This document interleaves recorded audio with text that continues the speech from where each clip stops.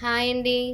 నిన్న నైట్ చెప్పాం కదా, కొంకుడికాయలు, షీకాయలు, అలాగే రోజ్మెరీస్, లెమన్, కలోంజీ సీడ్స్ ఇవన్నీ ఆర్ఓ వాటర్లో వేసి హాట్ వాటర్లో నానబెట్టాము. అలాగే నేను ఏమేమి వేస్తాను అనేది కూడా మీకు చెప్పాను కదా.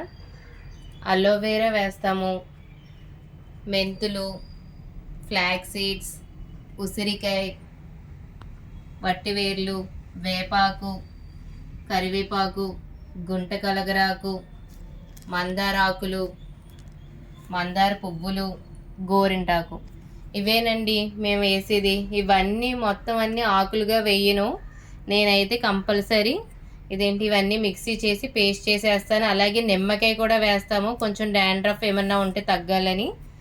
మేము వేసేది అయితే ఇదేనండి. షాంపూలో రోజ్మెరీస్ కూడా చూసారు కదా మీరు, కనిపిస్తున్నాయి కదా. అలాగే ఇందులో కలోంజీ సీడ్స్ కూడా ఉన్నాయి, అవి లోపలికి వెళ్ళిపోయినాయి.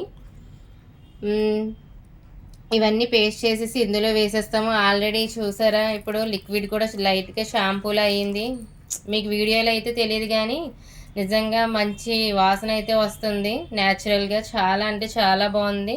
మరి అలాగే షాంపూ తయారు చేసినప్పుడు కూడా మీకు వీడియో చూపిస్తాం. ఇవన్నీ ఉంటేనే నేను వీడియో షాంపూ అనేది తయారు చేస్తాను. ఇవేం లేకుండా షాంపూ అయితే తయారు చేయను. ఏ ఒక్కటి మిస్ అవ్వకుండా కంపల్సరీ న్యాచురల్ థింగ్స్ అన్నీ వేసే మేము షాంపూ తయారు చేస్తాము.